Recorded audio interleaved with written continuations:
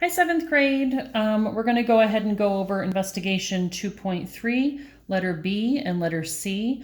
And then after we go over this, I'll assign you 2 ACE problems to do to kind of make sure that we're solid in our understanding of these unit rates and how they relate to equations, data tables, and graphs.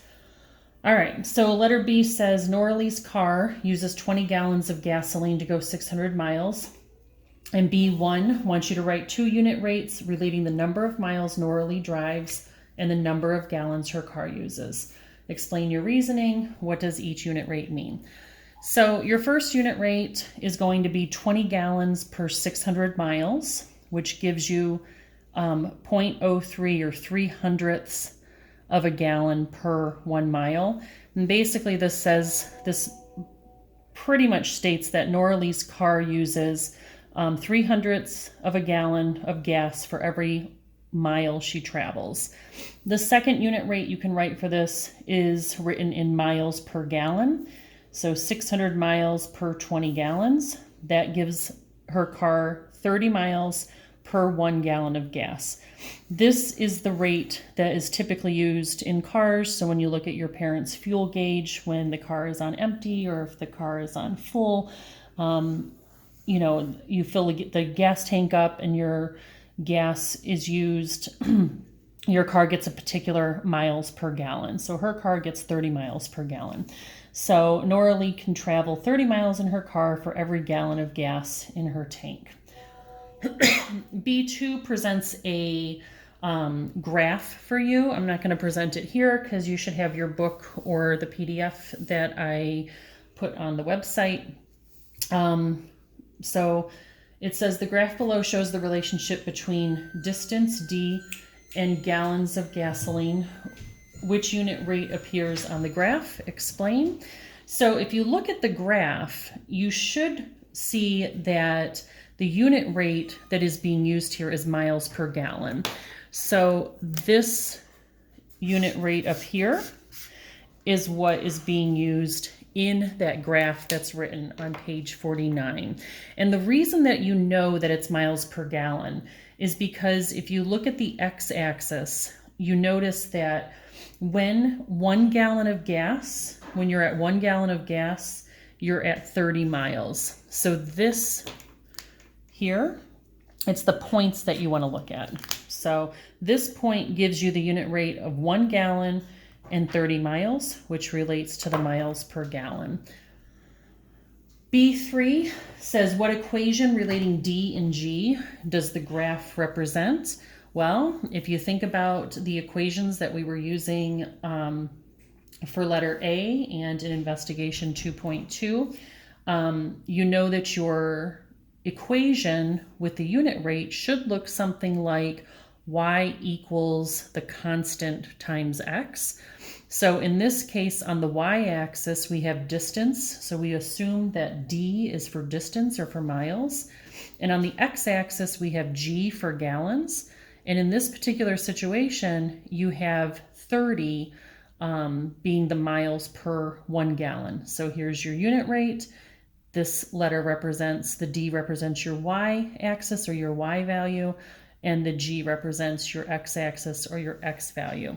I wrote a little thought bubble over here. It always helps me to say it in words first. So before I even start writing the equation, I always think to myself, what do I do to the unit rate?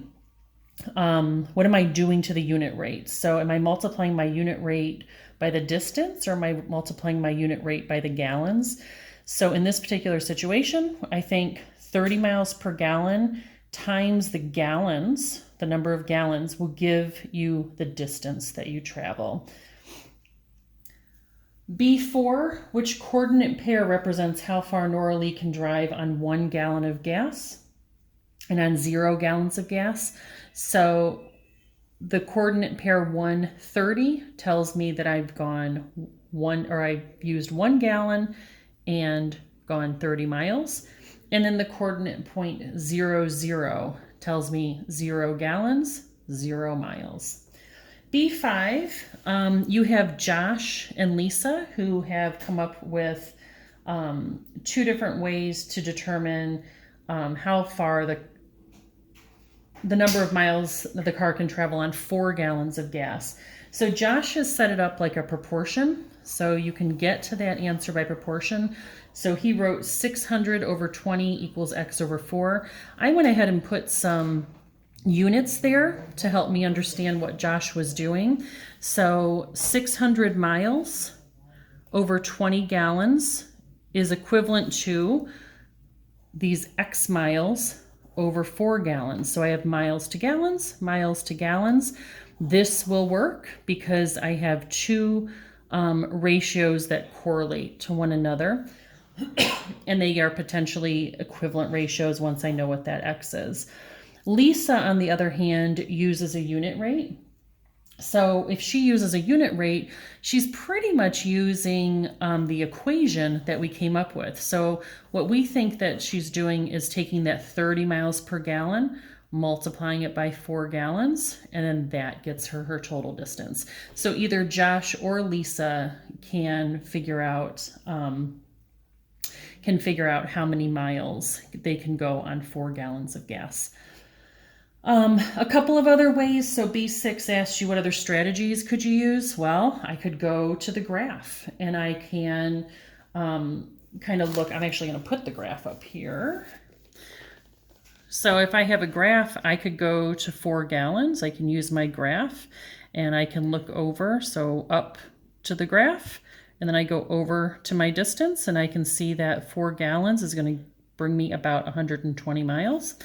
And then another way that I could use it is with a data table. So if I had a data table that showed me, 0 gallons, 1 gallon, 2 gallon, 3 gallons, 4 gallons, 5 gallons, and so on, the gallons would directly correlate to the distance traveled. So those could be two other ways that you would use that. All right, I'm going to move ahead to letter C. And then while I'm doing this, if you have any questions about this, don't hesitate to ask me. You can private message me in today's assignment or classwork section. And I have no problem. If I need to make another video, I can make another video. Or if we just need to reach out via email, we can do that too. Or just in the private message section, that would work out as well. All right, so now we have a real life situation where we're at a grocery store. So everyone's gone to a grocery store or some sort of store where they have different deals on items. And at this grocery store, so there's More for Your Money grocery stores, and there's Fresh Foods grocery store. And Gus wants to determine which store has a better price for groceries. So he's looking at pasta at this store. So at More for Your Money, I'm on C1. Pasta is on sale, 7 boxes for $6. Gus makes a rate table and writes the proportions. 7 over 6 equals N over 1. And 6 over 7 equals C over 1. What information does Gus get from solving each proportion?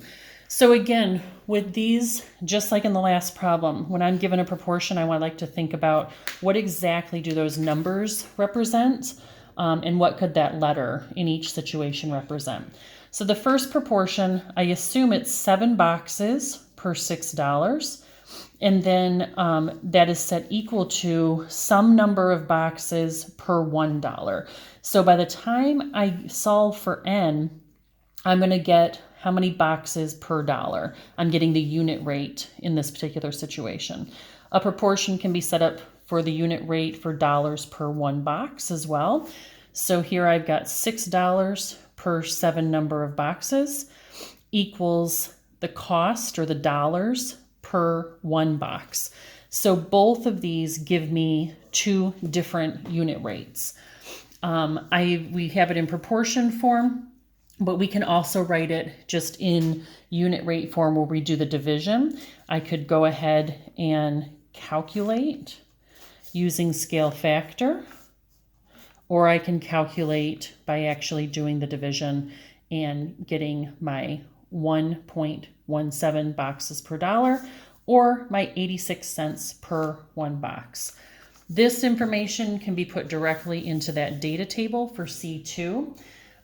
So the missing values, Again, we have a unit rate for boxes per $1, or how many, one box per how many dollars.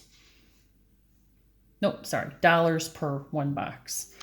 Boxes per dollar, dollars per box.